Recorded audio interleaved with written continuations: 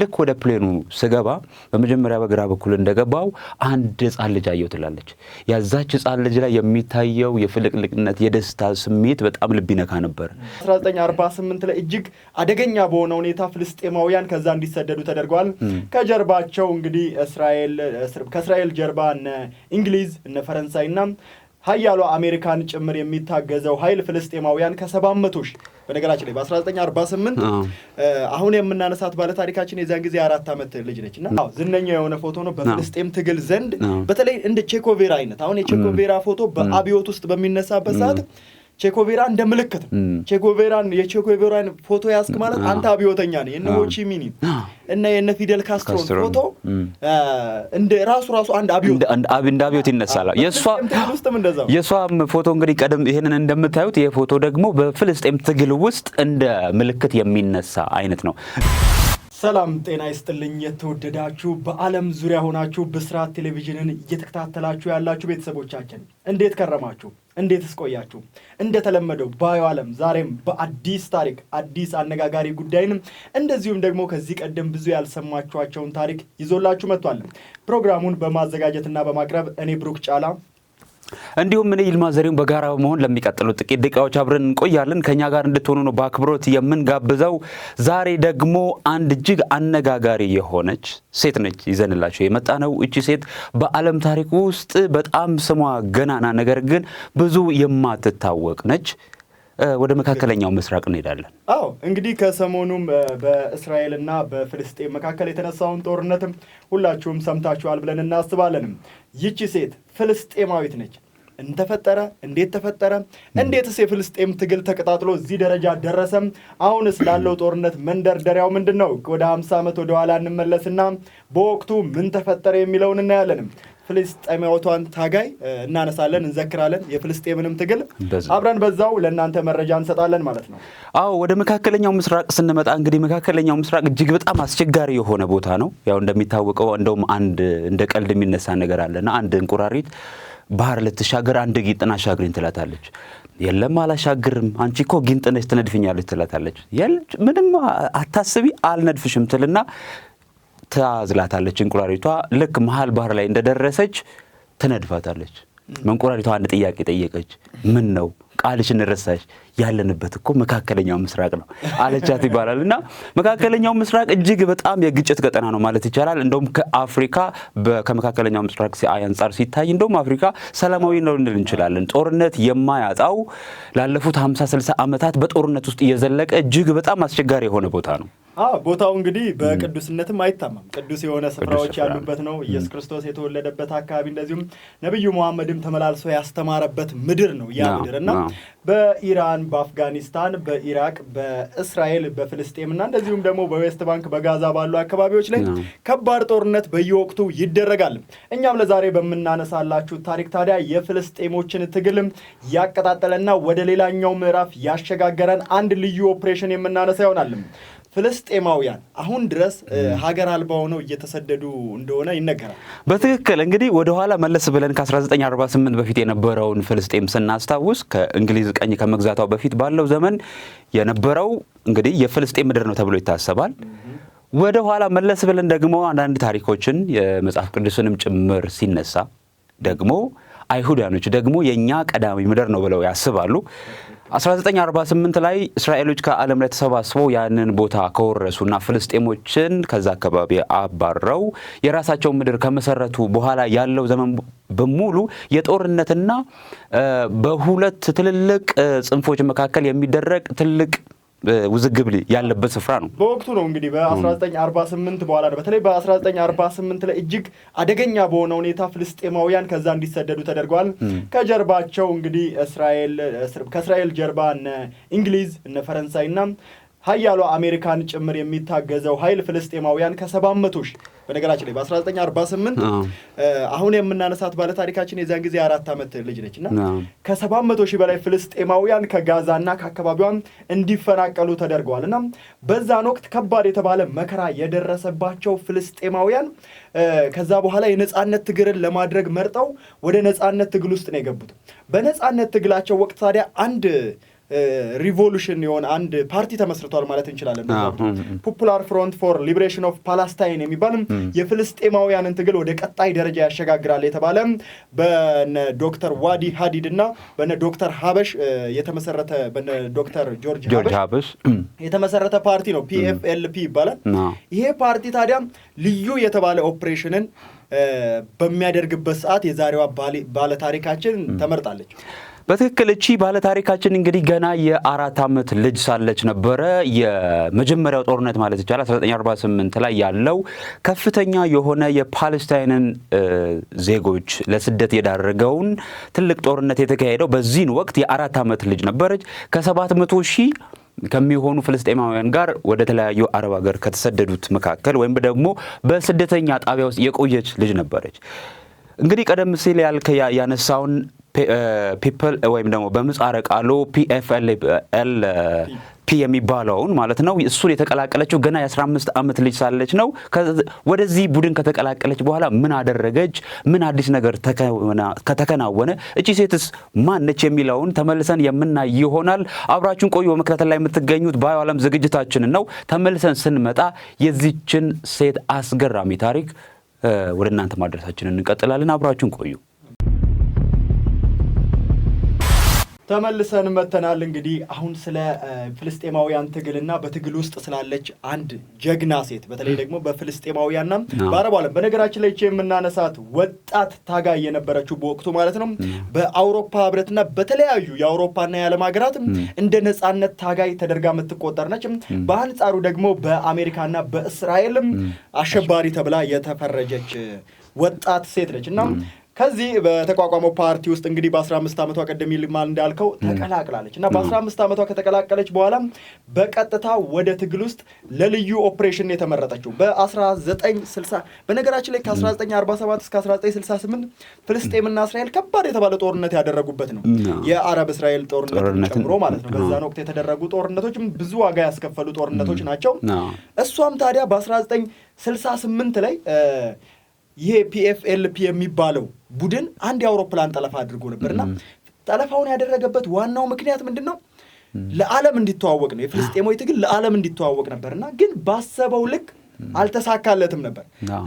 ለሚቀጥለው ኦፕሬሽን እንዲ ዶክተር ዋዲ ሀዲሽ ሌላ ኦፕሬሽን እንዲመራ ነው ትእዛዝ 69 ላይ እንግዲህ ቀደም ሲል እንዳነሳው 1968 ላይ የመጀመሪያውን ይሄንን የነጻነት እንቅስቃሴ አራማጅ ቡድን በነ ዶክተር ጆርጅ እና ዋዲ ሀዲ የሚመራው ማለት ነው ወደሚቀጥለው ደረጃ ለመሸጋገር የፓለስታይን ነጻነትን ለማረጋገጥ በሚደረግ ጥረት ውስጥ በዋናነት አስፈላጊው ነገር መኖራቸው ወይ ደግሞ ህልውናቸውን መጀመሪያ ማሳየት ነው። ማን ናቸው የሚለውን ነገር ማለት ነው። ከዛ በኋላ ነው እንቅስቃሴው የሚቀጥለው ማለት ነው እና በቀደም ባሉት ዓመታት ከፍተኛ የሆነ ጦርነት አካሂደዋል።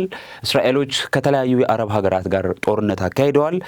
አሁን ያለው ነገር ደግሞ በውስጥ የሚደረገውን እንቅስቃሴ ደግሞ የበለጠ ማጋጋል እና ምን ያህል ጉዳት እንደደረሰባቸው ማሳየት ፈለጉ ማለት ነው። ዓለም ትግላቸውን እንዲያውቅላቸው በዋናነት በተለይ ደግሞ ዶክተር ጆርጅ ሀበሽና ዶክተር ዋዲ ሀዲ በሐሳብ ደረጃ ያመጡት በፖሊት ቢሮ ምክክር ወቅት የተናገሩት ነገር ዓለም በሚገባው ልክ ይህንን የፍልስጤማውያንን ትግልና ፍልስጤማውያን ባለፉት 20 ዓመታት ማለትም በወቅቱ በ1968 20 ዓመት ሞልቷቸዋል እና ባለፉት 20 ዓመታት ውስጥ የፍልስጤም ትግል በሚገባው ልክ አልታወቀም፣ ዓለም ግንዛቤ አልሰጠንም የሚል ጥያቄ ነው የመጣባቸውና ለልዩ ኦፕሬሽን ይስማማሉ።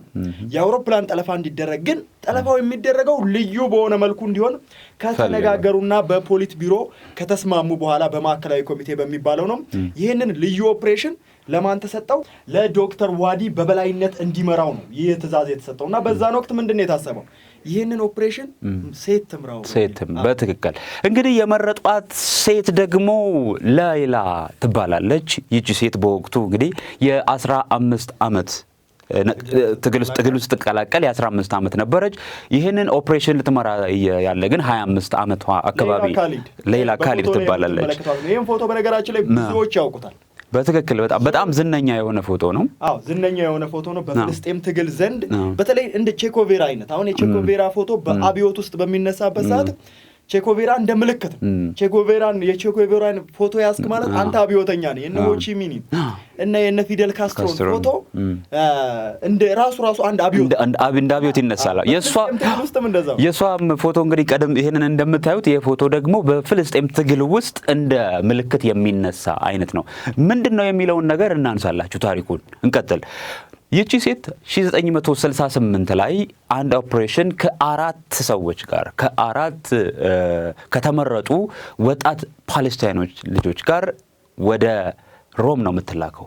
አስቀድሞ ግን የነበረው ኦፕሬሽን ምንድነው? ይቺ ሴት አውሮፕላን እንድትጠልፍ ታቅዷል። የመጀመሪያው አውሮፕላን እንዲጠልፈው የታቀደው አውሮፕላን ግን የሆነ አዲስ መረጃ ይደርሳቸውና በወቅቱ በተባበሩት መንግስታት ውስጥ የእስራኤል አምባሳደር የነበሩት ይስሐቅ ራቢን ነበሩና የይስሐቅ ራቢን የተሳፈረበት የአሜሪካው TWA የሚባለው አውሮፕላን ከሮም ተነስቶ ወይም ደግሞ ከአሜሪካ ተነስቶ ሮም ከዛም በትራንዚት ደግሞ ወደ ቴልአቪቭ ይመጣል። ስለዚህ ሮም ላይ ጠብቃችሁ እዛ አውሮፕላን ላይ ተሳፍራችሁ ያንን አውሮፕላን ጠልፋችሁ ወደ ሶሪያ ይዛችሁ ነው የሚል ነው ትዕዛዝ የመጣው። በነገራችን ላይ ይስሐቅ ራቢን ብዙዎች ታውቁታላችሁ። በኋላ ላይ ጠቅላይ ሚኒስትር የሆነው በወቅቱ በተባበሩት መንግስታት ድርጅት የእስራኤል አምባሳደር ነበረ። ይስሐቅ ራቢን በነገራችን ላይ ብዙ ኦፕሬሽኖችን የመራ እሱም በራሱ ልዩ የተባለ ታሪክ ያለው የሰላም ስምምነትን ከፍልስጤም ጋር እስከ በመፈራረም የደረሰ ትልቅ ሰው በወቅቱ እንግዲህ የእስራኤል አምባሳደር ነበርና እሱ እንዲጠለፍ ነው በቀጥታ ዶክተር ዋዲ ለሌይላ ካሊድ ወይም ለምታዩት የነጻነት ታጋይ ቀጥታ የሰጣት ትዕዛዝ ምንድነው? የአውሮፕላን ከተባበሩት መንግስታት ከኒውዮርክ ተነስቶ በሮም ትራንዚት አድርጎ ቴልአቪቭ ይገባል። ስለዚህ ሮም ላይ ናችሁ እናንተ ያላችሁት። ሊያንን ኦፕሬሽን ከ3 ጓዶቻችሁ ጋር 4 ሆኖ ማለት ነው አንድ ላይ በዚህ አውሮፕላን ትኬት ቆርጠው በቀጥታ ወደ ቴልአቪቭ ሲበሩ በዛ ላይ ጠለፋውን እንዲያካሂዱ ልዩ የተባለ ትዕዛዝ ለሌይላ ካሊድ ይሰጣታል። ይህ ትዕዛዝ ነው ታዲያችን የነጻነት ታጋይ የነጻነት አውራ የፍልስጤሞች ቁንጮ አድርጎ ያስቀመጣት ማለት ነው። በትክክል እንግዲህ ሮም ይደርሳሉ እነኚህ 4 ጓዶች ከሌይላ ካሊድ ጋር ማለት ነው። ሊዮናርዶ ዳቪንቺ የአየር ማረፊያ ማለት ነው። እዛ እንደደረሱ በቀጥታ ቀደም ሲል በተገዛላቸው ትኬት አማካኝነት አውሮፕላኑን ይሳፈራሉ። የአሜሪካ የሆነው TWA የተባለው አውሮፕላን ሰዓቱ ደርሶ እዛው ያርፋል፣ ሊዮናርዶ ዳቪንቺ ኤርፖርት ማለት ነው። በቀጥታ እነኚህ 4 ወጣቶችም ፍተሻውን አልፈው እንዳሁኑ ጥብቅ ፍተሻ አይደለም። በነገራችን ላይ አውሮፕላን የመጥለፍ ሂደት 1980ዎቹ 70ዎቹ እስከ በፈረንጆቹ 2000 ድረስ በጣም የተንሰራፋና ትልልቅ የሆኑ ተጽዕኖችን ያሳደረ የተለመደ ድርጊት ነበረ። በጣም ጥብቅ እስኪሆን ድረስ ማለት ነው። እንግዲህ ሽጉጥ ታጥቀው ወደ አውሮፕላኑ መግባት ችለዋል፣ ፍተሻውን ማምለጥ ችለዋል ማለት ነው። ለሚቀጥሉት 40 ደቂቃ በጸጥታ ይጓዛሉ። እንግዲህ በዚህን ወቅት በቀጥታ ወደ ፕሌኑ ከገቡ በኋላ ምንድነው ያደረጉት? ዝም ብለው ጉዞን ያደረጉት እንደ ማንኛውም ተሳፋሪ ጉዞን አደረጉ። ከ40 ደቂቃ በኋላ ምን አደረጉ? ተመልሰን ስንመጣ መረጃን ወደ እናንተ የምናደርስ ይሆናል። ስለ ሌይላ ካሊድና ስለ ፍልስጤማውያን ትግል እያወራን እንገኛለን። ባዩ ዓለም ነው። አብራችሁን ቆዩ። እሺ ተመልሰናል። ክቡራትና ክቡራን በመከታተል ላይ የምትገኙት ባዩ ዓለም ዝግጅታችንን ነው። በብስራት ቴሌቪዥን ብቻ የሚተላለፍ ነው። በዕለተ ቅዳሜ ላይ እንገኛለን። ከኛ ጋር ልትሆኑ ነው በአክብሮት የምንጋብዘው። እንግዲህ ዛሬ በባዩ ዓለም ዝግጅታችን ይዘን የመጣነው ሰው ልዩ የሆነች ሴት ነች። እንግዲህ በተለይ ደግሞ በመካከለኛው ምስራቅ ውስጥ በነጻነት እንቅስቃሴ ይደረገው ማለት ነው። ግን በነገራችን መሀል ላይ ያደረገችውን ነገር ብናነሳ በጣም ከቱት ፎቶ ማለት እንግዲህ ያ ነው። በዛን ወቅት ከጠለፋው ልክ ምክንያቱም መጀመሪያ ሽጉጥ ነበር ታጥቃ ወደ ፕላኑ የገባችው። ከጠለፋው በኋላ ደማስቀስ አየር ማረፊያ ከወረደች በኋላ ግን የሚፈጠረው ነገር ምንድነው? ክላሽ ሰጧታል። ክላሹን ታጥቃ ነው ያው ጋዜጣዊ መግለጫዎችንም የምትሰጠው ማለት ነው ነበራቸውና ነገር ግን ሲፈተሽ እያንዳንዱ ሲታይ እንደዚህ አይነት ሰው የለም። ይስሐቅ ራቢን በዛ አውሮፕላን ላይ አልነበረም። በዚህ በጣም ያዝናሉ። ያለው ተሳፋሪዎችን በሙሉ በነፃ ያሰናብቷቸዋል።